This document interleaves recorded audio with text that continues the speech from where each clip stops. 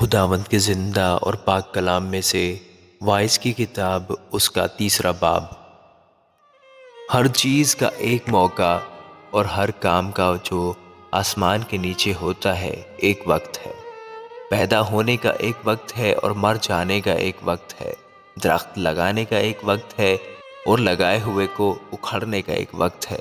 مار ڈالنے کا ایک وقت ہے اور شفا دینے کا ایک وقت ہے۔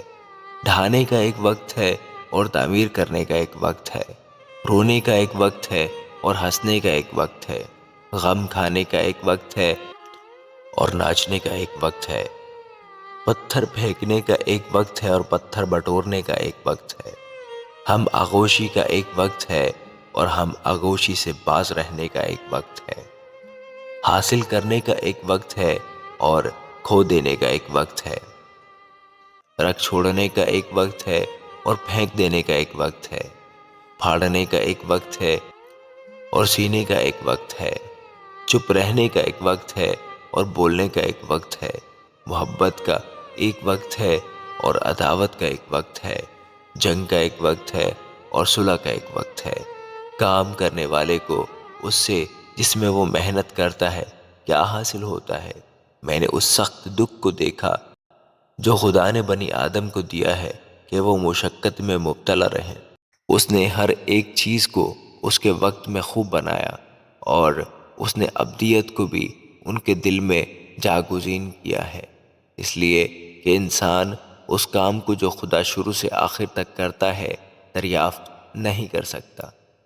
میں یقیناً جانتا ہوں کہ انسان کے لیے یہی بہتر ہے کہ خوش وقت ہو اور جب تک جیتا رہے نیکی کرے، اور یہ بھی کہ ہر ایک انسان کھائے اور پیے اور اپنی ساری محنت سے فائدہ اٹھائے، یہ بھی خدا کی بخشش ہے۔ اور مجھ کو یقین ہے کہ سب کچھ جو خدا کرتا ہے ہمیشہ کے لیے ہے، اس میں کچھ کمی بیشی نہیں ہو سکتی، اور یہ خدا نے اس لیے کیا ہے کہ لوگ اس کے حضور ڈرتے رہیں۔ جو کچھ ہے وہ پہلے ہو چکا اور جو کچھ ہونے کو ہے وہ بھی ہو چکا، اور خدا گزشتہ کو پھر طلب کرتا ہے۔ پھر میں نے دنیا میں دیکھا کہ عدالت گاہ میں ظلم ہے اور صداقت کے مکان میں شرارت۔ تب میں نے دل میں کہا کہ خدا راست بازوں اور شریروں کی عدالت کرے گا، کیونکہ ہر ایک امر اور ہر کام کا ایک وقت ہے۔ میں نے دل میں کہا کہ یہ بنی آدم کے لیے ہے کہ خدا ان کو جانچے اور وہ سمجھ لے کہ ہم خود حیوان ہیں، کیونکہ جو کچھ بنی آدم پر گزرتا ہے وہی حیوان پر گزرتا ہے۔ ایک ہی حادثہ دونوں پر گزرتا ہے، جس طرح یہ مرتا ہے اسی طرح وہ مرتا ہے۔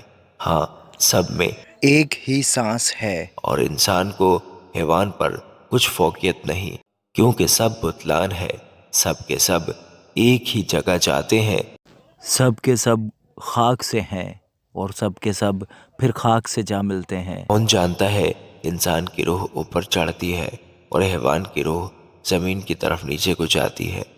بس میں نے دیکھا کہ انسان کے لیے اس سے بہتر کچھ نہیں کہ وہ اپنے کاروبار میں خوش رہے، کہ اس کا بکھرا یہی ہے، کیونکہ کون اسے واپس لائے گا کہ جو کچھ اس کے بعد ہوگا دیکھ لے۔